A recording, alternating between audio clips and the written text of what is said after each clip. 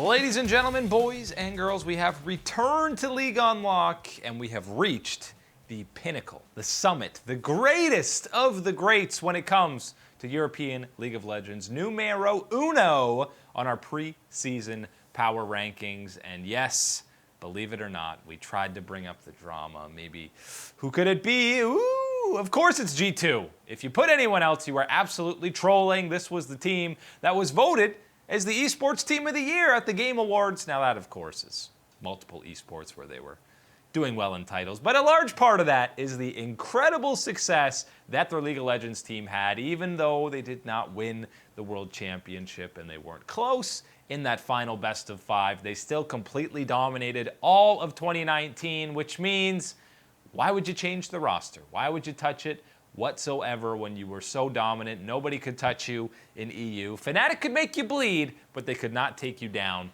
And there's no reason not to run it back, although it sounds like we might be in for a little bit of mischief, because it's just not G2 if you don't bring a little bit of a flair for the dramatics. That is exactly what Ocelot wants out of his team. And we heard these rough rumors throughout the offseason that maybe, just maybe, Perkz and Caps were going to swap back. Perkz back to mid, Caps to AD carry now. It sounds like that is actually going to happen, but not necessarily just a straight up swap where Perkz is now mid every game, Caps is now bot. You heard Perkz talk a little bit about it on his stream. It sounds more like they're both playing both roles to whatever champion play style or meta suits them. They are going to be interchanging constantly between bot laner and AD carry, or let's just call him bot laner, mid and bot, whatever they want to be playing. And that is something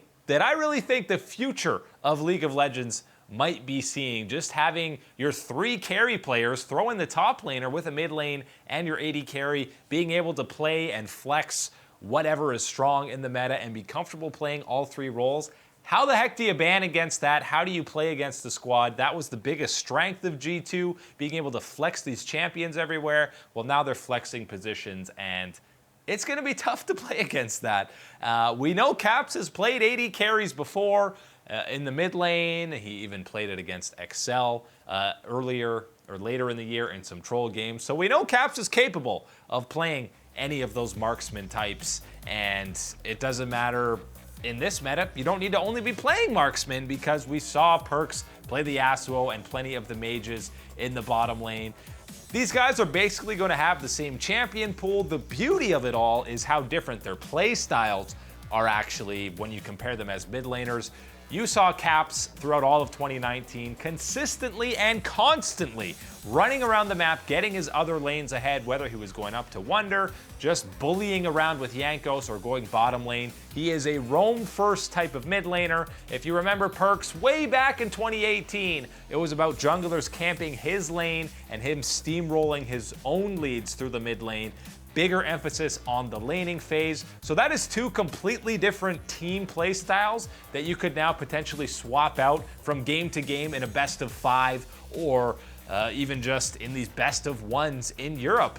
The teams are going to have no idea what they're going to be thrown at, and I don't even know how the rules work if you have to specify who's going to be your mid laner or who's going to be your bot laner before the match starts. But if not, you could be having Caps queued up as mid and then Perkz at bot, and then you say, actually, you know what, I'm going to play Sylas mid. Perkz, you're better at Sylas, you go mid this game. How do you play against that? You can't really ever judge or base on what player you're going against, although I'm sure players don't necessarily do that, but there are definitely tendencies that you would pick up on for certain individual players, and if Caps and Perkz are constantly flip-flopping back, it's only going to make pick ban against this squad even more difficult, and they already were a disaster or nightmare to plan against for opposing squads.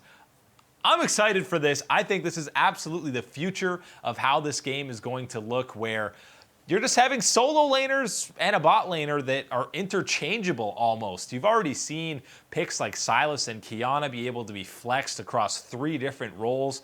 And really, jungle is the only spot that's completely different than any of the other lanes. Mid and top laners, pretty comfortable interchanging. And we saw how quickly Perkz adapted to going to AD carry. It's almost consensus, just an easier role than mid lane. So it should be a swap that doesn't go too badly. The fact that they might be swapping, even if Caps ends up playing bot the entire split, we learned from Perkz coming over that that is not a detriment to a team, and G2 are still going to be the scariest team in Europe. They're still going to be a world-class team, and the records they were setting and annihilating throughout all of last year, maybe not speed running their way through the LEC again, but they are still the team to beat, still the big favorites to win and represent at MSI, and that's that at the bottom.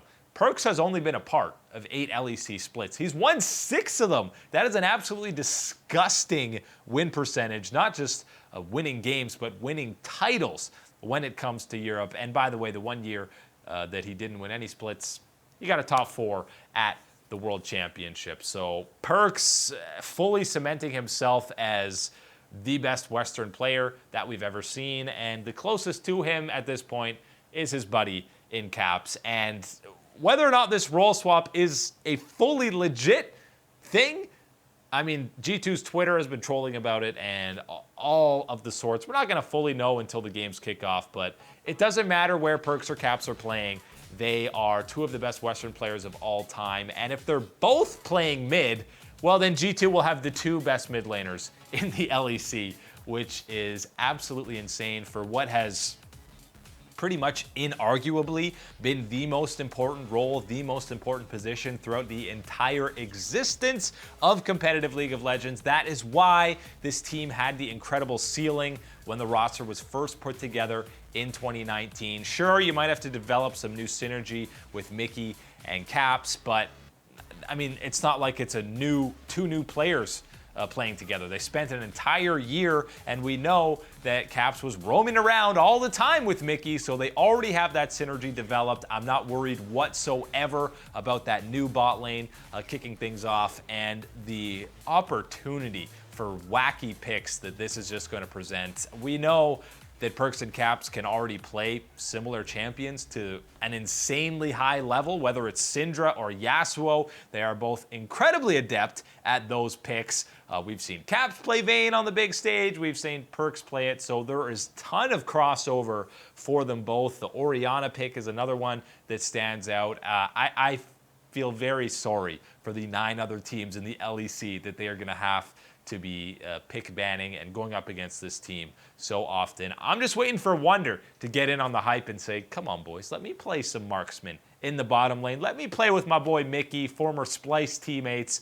Maybe for the summer split, we're going to be seeing Wonder also swap over, although Perkz and Caps probably don't want to be going in the top lane, especially if a tank meta, God forbid, ever rears its ugly head again onto Summoner's Rift, but I don't see that being the case for Season 10. G2, still number 1, still the team to beat in the LEC. That's it today for League Unlocked. Thank you guys for hanging out. We'll catch you next time.